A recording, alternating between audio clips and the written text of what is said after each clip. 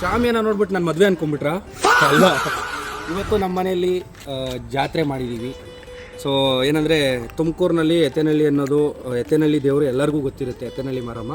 So ನಮ್ಮ ದಿಬ್ಬೂರಿಗೆ ಬರುತ್ತೆ. ಎತ್ತೇನಹಳ್ಳಿ ಜಾತ್ರೆ ಆದಮೇಲೆ ಒಂದು ವಾರಕ್ಕೆ ದಿಬ್ಬೂರಿಗೆ ಬರುತ್ತೆ. ದಿಬ್ಬೂರಿಗೆ ಬಂದಾಗ ದಿಬ್ಬೂರಲ್ಲಿ ಎಲ್ಲರೂ ಎತ್ತೇನಹಳ್ಳಿ ಜಾತ್ರೆ ಮಾಡ್ತಾರೆ. ನಾವು ಇವತ್ತು ನಮ್ಮ ಮನೆಯಲ್ಲೂ ಜಾತ್ರೆ ಮಾಡ್ತಾಯಿದ್ದೀವಿ. ಸೊ ದೇವ್ರಿಗೆ ಅಂತಲೇ ಒಂದು ಮರಿ ಕಡಿತಾ ಇದ್ದೀವಿ. ಬನ್ನಿ ತೋರಿಸ್ತೀನಿ ಇವಾಗ.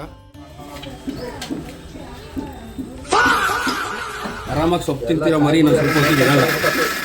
ಸೊ ಏನಕ್ಕಪ್ಪ ಎತ್ತೇನಹಳ್ಳಿ ಮಾರಮ್ಮ ದಿಬ್ಬೂರಿಗೆ ಬರುತ್ತೆ ವರ್ಷ ಅಂತಂದರೆ, ಸೊ ದಿಬ್ಬೂರಲ್ಲಿ ಲಕ್ಷ್ಮೀ ನರಸಿಂಹಸ್ವಾಮಿ ಇದೆ. ಆ ದೇವರು ಎತ್ತೇನಹಳ್ಳಿ ಅಮ್ಮಂಗೆ ಅಣ್ಣ ಆಗಬೇಕಂತೆ. ಸೊ ಹಂಗಾಗಿ ತವ್ರ ಮನೆಗೆ ವರ್ಷ ಬರುತ್ತೆ ದೇವರು.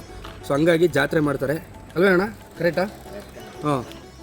ಹಾಗಾಗಿ ದಿಬ್ಬೂರಲ್ಲಿ ವರ್ಷ ಜಾತ್ರೆ ಮಾಡ್ತಾರೆ. ಈ ವರ್ಷ ಜೊತೆಲಿ ಕನ್ನಡ ರಾಜ್ಯೋತ್ಸವ ಕೂಡ ಮಾಡ್ತಿದ್ದಾರೆ. ಸೊ ಅದನ್ನು ನಿಮಗೆ ಸಾಯಂಕಾಲ ತೋರಿಸ್ತೀನಿ. ಇವಾಗ ದೇವರು ಅದಕ್ಕೆ ಸಪ್ರೇಟ್ ಆದಂಥ ಒಂದು ಗದ್ಗೆ ಥರ ರೆಡಿ ಮಾಡ್ತಾರೆ. ಸೊ ಶಾಮಿಯಾನ ಹಾಕಿ ಅದಕ್ಕೆ ಚಪ್ರ ಹಾಕಿ ದೇವ್ರನ್ನ ಅಲ್ಲಿ ಕುಂಡ್ರಿಸಿ ಮರಿಗಳನ್ನೆಲ್ಲ ಅಲ್ಲಿ ಕಡ್ಕೊಂಬಂದು ಆರತಿಗಳೆಲ್ಲ ಅಲ್ಲಿಗೆ ಹೋಗಿ ಸೊ ಎಲ್ಲ ಮುಗಿಸ್ಕೊಂಡು ಸಂಜೆ ದೇವರು ವಾಪಸ್. ಎಲ್ಲರೂ ಊಟಕ್ಕೆ ಬಂದ್ಬಿಡಿ ಅಂತ ಹೇಳ್ತಾ ನಾವು ನಿಮ್ಮ ಸತೀಶ್ ಕನ್ನಡಿಗ.